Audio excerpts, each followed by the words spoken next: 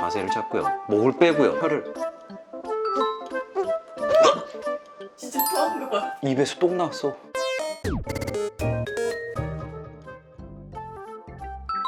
애기 좀 왔죠. 오, 애기 좀 왔어.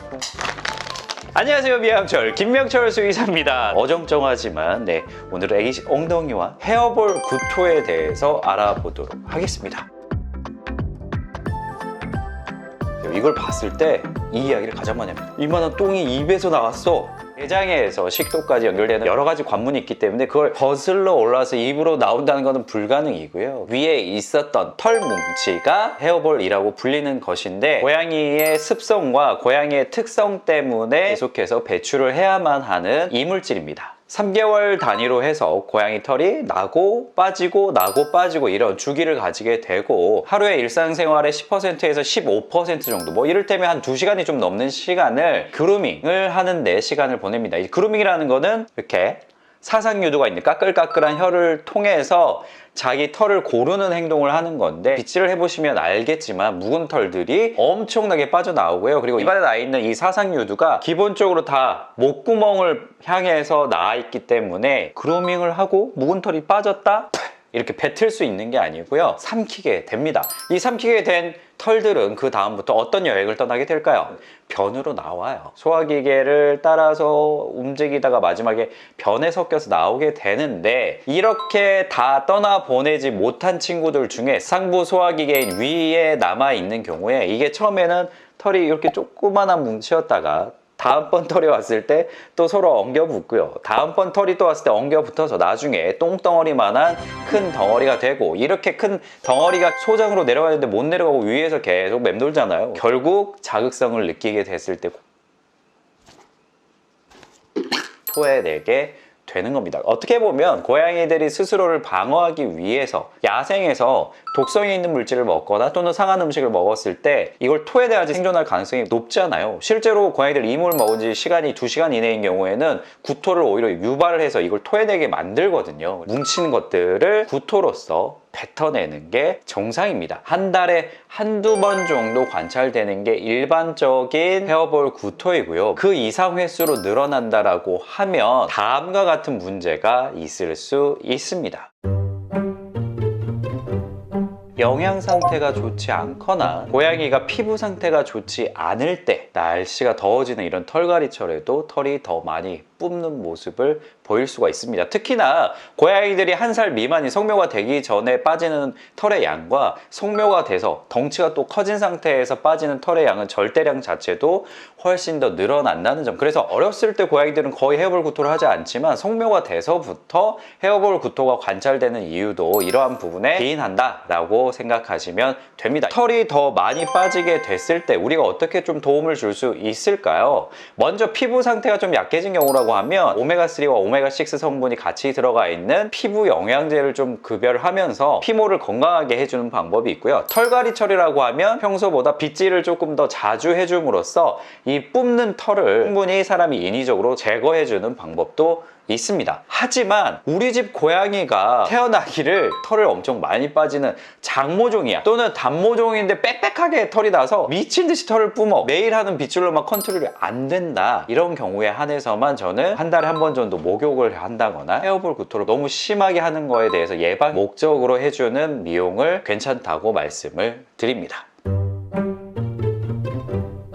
안 빠져야 될 털까지도 너무 과도하게 그루밍을 하면서 집어삼키는 털의 양이 너무 많을 수가 있는데, 어떤 경우냐면 간지러워서 벼룩이라던가 진드기 같은 게 감염이 됐을 수도 있고요. 또는 식이 알러지라던가 아토피와 같이 피부 소양감을 유발하는 상태일 수도 있습니다.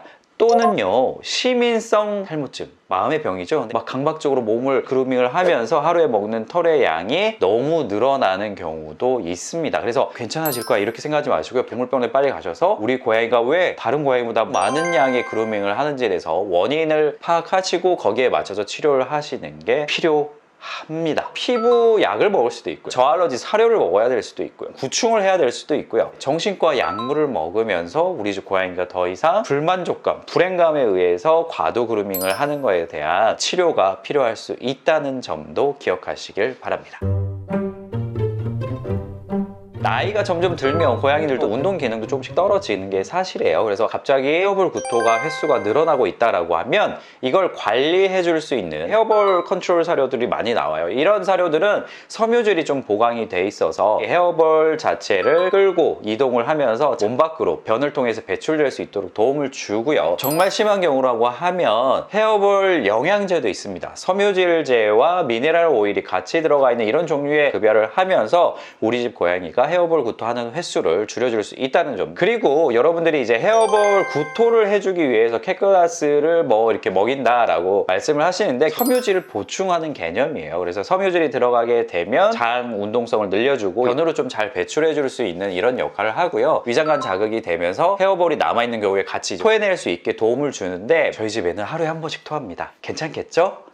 안 괜찮겠죠. 토할 털이 없어서 위액이랑 풀이 섞여 있는 구토를 하게 됩니다. 아무리 캣글라스를 좋아하지만 우리 집 고양이가 그걸 먹고 너무 잦은 구토, 일주일에 한 번씩 구토를 해버린다라고 하면 이거는 보호자분께서 조절을 하셔야 되고 그냥 자기가 먹고 싶을 때 먹게 해주는 게 아니고 일주일에 한두 번 정도로 옆에서 조절하셔야 된다는 점. 구토 횟수가 늘어나게 되면 결국 역류성 식도염이라던가 손상이 올 수 있는 부작용이 있기 때문에 그 횟수는 조절해 주시는 게 맞고요. 맨날 먹는데 헤어볼 톤은 안 해요. 그럼 맨날 먹어도 되는 거예요? 상관없죠. 잘 소화만 시킬 수 있으면 캣글라스 자기가 먹고 싶은 만큼 먹어도 괜찮습니다.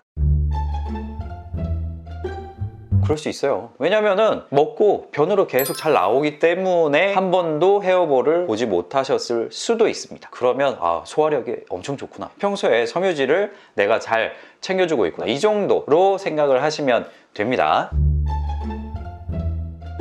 구토를 하면서 순간적으로 심장 박동수가 올라가고 아이가 갑자기 사람으로 치면은 심장을 부여잡는 것처럼 폐에 물이 차거나 급사를 하는 경우가 올 수도 있어요. 어떤 경우에 그러냐라고 하면 기저에 심장 질환이 있었고 그 정도가 되게 심했는데 평소에 무증상이다 보니까 보호자가 눈치채지 못했을 뿐일 수 있어요.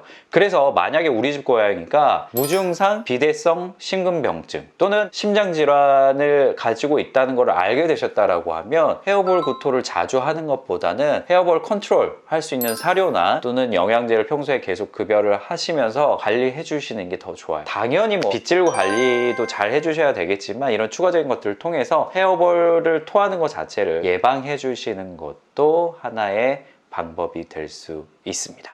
헤어볼과 헤어볼 구토 관리에 대해서 한번 쭉 알아봤는데요. 사람은 자기 머리카락 뜯어먹고 자기 머리카락 토하는 일이 없잖아요. 고양이만의 특성이라는 점 잘 이해해 주시고 유익하셨나요? 네. 그렇다면 구독과 좋아요, 알람 설정까지 부탁드리겠습니다. 다음 시간에 더 좋은 모습으로 또 만나요.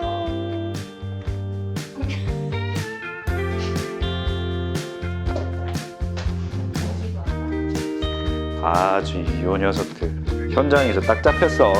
지금 뭐 하시는 거예요?